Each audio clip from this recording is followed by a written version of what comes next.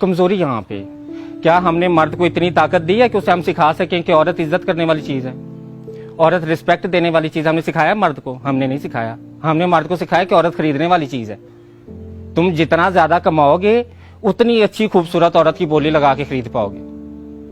हमने तो मुआशरे में मर्द को ये सिखाया है, तो फिर हम क्यों लोग इतना पीट के कहते हैं कि मर्द जालिम? औरत आज निकल के कहती है रोड पे, मेरा जिस्म मेरी मर्जी है, और मर्द जालिम है। मर्द जालिम बना कैसे है? कौन सी औरत मर्द से आज ये तवक्को नहीं करती कि मुझे शादी करने के लिए, अपनाने के लिए पहले तुम्हारे पास गाड़ी बंगला होना चाहिए? अगर कोई मर्द कहे कि मैं सच्ची नीयत वाला हूं, मैं मुखलिस हूं, मैं तुम्हारे साथ वफादार रहूंगा, मुझसे शादी कर लो, मेरे पास पैसे नहीं, कोई औरत करेगी उससे शादी? उस औरत को हक है फिर ये कहने का कि भाई मर्द जालिम है? औरत खुद जालिम है। औरत ने मर्द पे जुल्म किया हुआ है और वो इस जुल्म को मानती नहीं। मर्द इतना ज्यादा मर्द मजबूर हो गया कि अब तो हमें ये सुनने को मिलता है कि अब तो ज्यादातर खुसरे जो होते हैं ना वो नकली आ गए, वो तो कुछ लड़के खुसरे बने हैं। हम डूब के नहीं मरते ये बात करते हुए, वो कैसे नकली खुसरे बने हैं? मुआशरे का इतना बड़ा तबका नकली खुसरे बन रहा है, उसे कौन रोकने वाला है? कोई नहीं, क्यों नहीं उसकी कोई जड़ ढूंढ रहा कि भाई ये कहां से बनना शुरू हो गए? हमने मर्द को मर्द रहने नहीं दिया। हमने मर्द को सिखाया कि तुम तमाशबीन हो, तुमने पैदा होना है तो तुमने औरत को या बेचना है या खरीदना है। बहन बेचनी है और बीवी खरीदनी है, उसके लिए तुम्हें पैसे चाहिए बहुत ज्यादा। जितने ज्यादा पैसे होंगे उतना अच्छा माल तुम खरीद सकोगे। ये सिखाने के बाद फिर मर्द से हम किस चीज की तवक्को कर रहे हैं कि वो अच्छा मर्द बन के रहे सोसाइटी में? वो अच्छा मर्द नहीं बनेगा, वो इससे भी मजीद जालिम बनेगा। पाकिस्तान में 100 में से 60% नौजवान नस्ल है, उस नौजवान नस्ल में से 50% स्कूलों में नहीं है। तो जो 50% स्कूलों में नहीं है उनके पास एंड्रॉयड मोबाइल तो है, तो वो एंड्रॉयड मोबाइल पे क्या देखते हैं? वो एंड्रॉयड मोबाइल पे क्या कुरान और हदीस की तालीम सुन रहे हैं? क्या वो मोबाइल पे मुल्क को कैसे तरक्की की राह पे गामजन करना है वो नौजवान नस्ल ये सीख रही है जो स्कूलों में नहीं है? वो गंदी फिल्में देख रही है, जिनसी फिल्में जिनको सुनते भी हम शर्मा रहे हैं, जिनका नाम सुनते हैं मैं कहते हैं कि सारा जान देखता रहे लेकिन हम बात ना करें। ऐसे ऐसे हम मुंह छुपाते हैं एक दूसरे से, क्यों? हमने अपने नौजवान नस्ल में मुआशरे को ना तो तालीम दी है ना ही उसे तरबियत दी है। तरबियत को लफ्ज़ ही हमें नहीं ना पता क्या है। हमने तो अफसर बनना सिखाया है। हमने बच्चे को शुरू से कहा है कि तुम्हारे इम्तिहान में नंबर अच्छे नहीं चाहिए, चाहे बूटी लगा के आए, चाहे नकल करके आए, चाहे जिस तरह भी आए, तुम्हारे 100 में से 100 नंबर आए और तुम कल को बस CSS करके कोई अफसर बन जाओ और अफसर बन के तुम्हारी जिंदगी सेट है। तुम्हें ना अच्छा इंसान बनने की जरूरत है, ना तुम्हें इज्जत की जरूरत है, ना तुम्हें औरत की इज्जत करने की जरूरत है। अपनी इज्जत का तो मर्द को पता ही नहीं है। मर्द ने तो अपनी इज्जत पे कभी सवाल ही नहीं उठाया कि नहीं नहीं यार मेरी भी इज्जत। हजरत यूसुफ का किस्सा सुनाती हूँ आप। जुलेखा ने रोका, जिनसी अमल के लिए झिपटी। ताकतवर मर्द कौन था? उसने कहा कि नहीं मैं मुसलमान मर्द हूं, औरत नंगी भी मेरे सामने आ जाए मेरा ईमान नहीं डोलता, मैं उस रब से डरने वाला हूं। मर्द, असल मर्द वो होता है जिसमें बर्दाश्त होती है। ताकतवर में बर्दाश्त है ना, कमजोर में बर्दाश्त नहीं होती। कमजोर कौन होता है? जिसमें बर्दाश्त नहीं है। ताकतवर कौन है? जिसमें बर्दाश्त है।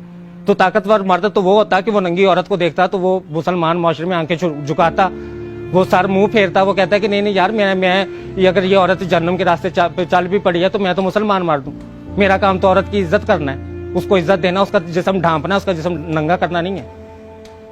ये सिखाना था हमने मर्द को, हमने नहीं सिखाया। हमने तो उसे बोली लगाना सिखाया। हमने उसे कहा बोली लगाओ, बीवी खरीदनी है तो बोली लगाओ, अगर तुम्हें अपनी बहन का कहीं रिश्ता करना है तो उसके लिए भी बोली लगाओ। पूछो कि कोई कितना पे, तुम कितना पे कर सकते हो, कोई तुम्हें कितना पे कर सकता है। अब ये कोरोना आ गया है, अब ये शादियां कैसे अखराजात के बगैर हो रही हैं? अभी तो लोग शादियां कर रहे हैं ना। अब तो दूल्हे को फिक्र नहीं है कि मैंने शादी करने से पहले 10 लाख रुपया जोड़ना है, मैंने घर बंगला गाड़ी लाजमी हो तो मेरी शादी होगी। तो जब घर गाड़ी बंगला औरत देखती है ना, जब औरत मांगती है कि भाई मैं शादी करने के लिए घर बंगला गाड़ी मांगती हूँ, तो फिर जारी बात है मर्द भी बोली लगाता है। तो हम बेचने खरीदने का काम कर रहे हैं। हमें सिखाना पड़ेगा कि रिश्ता क्या है, शादी क्या है, निकाह क्या है, 3 कलमे पढ़ने का मतलब क्या है, कौन सा ये रस्म कहां से आई है? मुझे ये बता दें कि इस्लाम में, तो मुझे ये पूरे इस्लाम में ये रस्म नजर नहीं आती कि भाई दूल्हे को शादी के लिए जो है वो एक घर गाड़ी बंगला लाजमी होना चाहिए, सोशल सिक्योरिटी होनी चाहिए, फ्यूचर सिक्योरिटी होनी चाहिए। ये कॉन्सेप्ट कहां से है? कौन लेके आए सोसाइटी में ये कॉन्सेप्ट? जाहिर बात है जब औरत मर्द से तवक्को करेगी इस चीज की तो मर्द भी तो फिर बदले में मांगेगा ना। ये तो लेन का देन है, मार्केटिंग क्या है? आप बोली लगाएंगे, आप खरीदेंगे तो फिर शराइत रखी जाएंगी। फिर जब आप दूल्हे को कहेंगे कि भाई तुम्हें शादी करने से पहले घर गाड़ी बंगला खरीदना है, तो फिर वो कहेगा भाई घर गाड़ी बंगला खरीदना है तो फिर मुझे इस नक्शे की औरत भी चाहिए। औरत ने क्या किया? औरत फिर मेडिकल क्लिनिक्स किस लिए खुले कि वो उस नक्शे की औरत बनाने के लिए, कि इनको काटो, इनका पेट काटो, इनकी छातियां काटो, इनके चेहरे काटो, प्लास्टिक सर्जरी के नाम पे काट काट के इनको पेश करो मार्केट।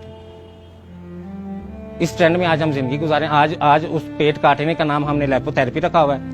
हम चेहरा काटते हैं तो उसका नाम हमने जो है वो प्लास्टिक सर्जरी रखा हुआ है। हम छाती काटते हैं तो हमने उसका नाम सिलिकॉन सर्जरी रखा हुआ है। हमने तो नाम बदल के तो उनको बड़ा ग्लोरीफाई किया हुआ है ना। उनके नाम ऐसे ग्लोरीफाई करके रखे हुए कि कोई ये महसूस ना करे कि मैं जिंदा जान अपना पेट कटवाने लगा हूं। ये किसी को महसूस ना हो, सबको ये महसूस हो कि मैं लेपोथेरेपी करा रहा हूं, मैं पता नहीं हुसन का शहजादा बनने लगा हूं। हमारे वक्त में तो फिर भी जो मर्द होता था ना, जब जवान होता था तो मेरे नानी दादी जो थी वो देसी घी की खुराकें बनाती थी, वो मजूने बनाती थी कि नहीं बच्चा जवान हो गया उसको ये खुराक खिलानी। आजकल बच्चे क्या कर रहे हैं, आजकल जो स्टीरॉयड का टीका है, जहर है, वो जिस्म में लगा रहे हैं। जवान बच्चा, ना उनकी ज़हनी हालत ठीक रही, ना उनकी जिनसी हालत ठीक रही। और बच्चे पैदा करने का मतलब ये कतई नहीं है कि आप जिनसी तौर पे मजबूत और ताकतवर हैं। बच्चे पैदा होते हैं अल्लाह के अमर से। अगर आप औरत को जिनसी तस्कीन दे रहे हैं तो फिर आप ताकतवर मर्द हैं जिसको मर्दाना कमजोरी नहीं है।